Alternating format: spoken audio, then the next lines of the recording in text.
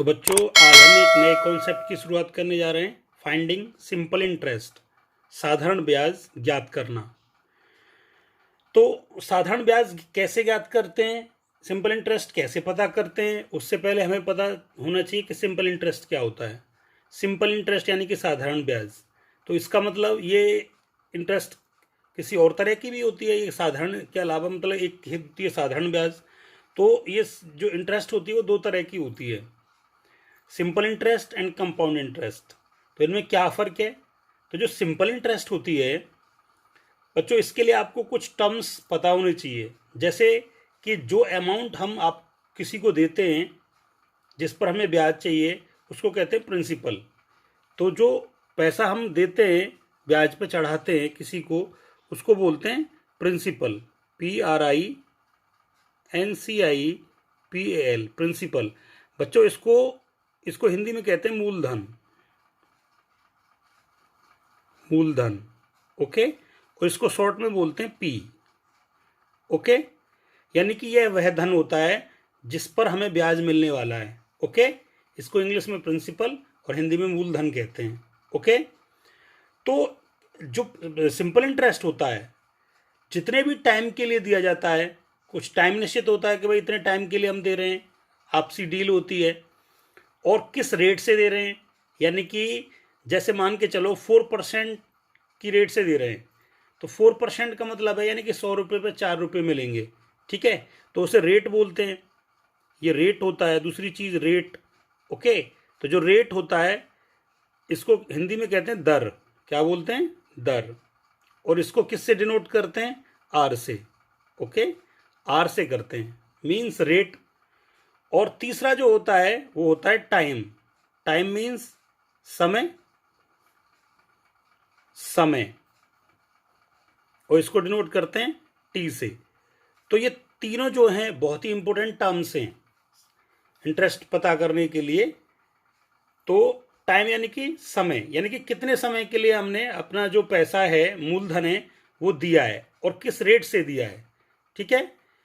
तो इसमें क्या होता है कि जो सिंपल इंटरेस्ट होती है, इसमें प्रिंसिपल सेम रहता है, जितने भी टाइम के लिए दिया जाता है सेम रहता है, ठीक ठीक है। और उस पर सेम ब्याज मिलती है हर बार, हर मतलब पहले फर्स्ट ईयर में जितनी मिली, सेकंड ईयर में भी उतनी मिलेगी, थर्ड ईयर में भी उतनी मिलेगी, ठीक है, क्योंकि प्रिंसिपल सेम है, ओके। लेकिन कंपाउंड इंटरेस्ट में क्या होता है कि मान के चलो जैसे फर्स्ट ईयर के लिए जो प्रिंसिपल है, वो जो प्रिंसिपल है उस पर जो इंटरेस्ट बनेगा, नेक्स्ट ईयर जो इंटरेस्ट है वो प्रिंसिपल में ऐड हो जाएगा। और सेकंड ईयर के लिए जो प्रिंसिपल है वो बढ़ जाएगा, चेंज हो जाएगा। तो जो सेकंड ईयर के लिए प्रिंसिपल बढ़ जाएगा, तो उसकी फिर जो अगले साल जो इंटरेस्ट आएगा वो भी बढ़ा हुआ आएगा, क्योंकि जब प्रिंसिपल बढ़ा हुआ है तो इंटरेस्ट भी बढ़ा हुआ आएगा। आगे बात समझ में? तो यहाँ मुझे अभी आपको खास तौर से सिंपल इंटरेस्ट ही बताना है, ठीक है। तो सिंपल इंटरेस्ट के लिए आपको ये पता होना चाहिए प्रिंसिपल, रेट एंड टाइम, ठीक है। तो हम अभी यहाँ कुछ सवालों को लेते हैं, सॉल्व करना मैं बताऊंगा। इसके लिए एक फॉर्मूला होता है। तो जो सिंपल इंटरेस्ट है उसको हम शॉर्ट में सिंपल इंटरेस्ट को सिंपल इंटरेस्ट सिंपल इंटरेस्ट को, जैसा कि आपको पता है मैंने ऊपर लिखा भी है, साधारण ब्याज कहते हैं। क्या बोलते हैं बच्चों? साधारण ब्याज, ओके। और इसको शॉर्ट में ऐसा ही लिखते हैं, सिंपल इंटरेस्ट, ओके। शॉर्ट में क्या लिखते हैं इसको? Simple interest. तो उसको फाइंड करने का एक फॉर्मूला होता है, और वो फॉर्मूला क्या होता है? SI equal to P into R into T upon 100, ठीक है।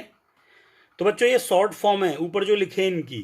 SI means simple interest, P means principal, R means rate, T means time, okay. तो इसी फॉर्मूले से सारे सवाल आप सॉल्व कर सकते हो, यानी कि बहुत इजीली सिंपल इंटरेस्ट फाइंड कर सकते हैं। तो हम यहाँ पर एक सवाल लेते हैं, ठीक है, जिसमें मान के चलो कि कोई प्रिंसिपल है P, में उसे शॉर्ट फॉर्म में ले रहा हूँ यहाँ पे। P 500 रुपीज़ है, ओके ओके। रेट कितने टाइम के लिए? 2 इयर्स के लिए, 2 इयर्स के लिए, यहाँ पे मैंने रुपीज़ लिख दिया, ₹500 2 ईयर्स के लिए। ओके, सॉरी, ये रेट है यहाँ पे 2%, मैंने ईयर्स लिख दिया, तो रेट हो गया 2%, 2%। और टाइम टी यानी कि 5 ईयर्स के लिए। ओके, 5 ईयर्स के लिए। तो यानी कि कहने का मतलब क्या है, यहाँ क्या पूछा है, सिंपल इंटरेस्ट पूछा है, सिंपल इंटरेस्ट पूछा है, साधारण ब्याज निकालना है, काउंट करना है। 500 रुपये का 2% के रेट से 5 साल का जो सिंपल इंटरेस्ट है वो क्या होगा। तो क्या करेंगे बच्चों, सॉल्यूशन करते हैं, फॉर्मूला पुट करते हैं। ऐसा ही हमें फाइंड करना है, ऐसा ही equal to P into R into T upon 100।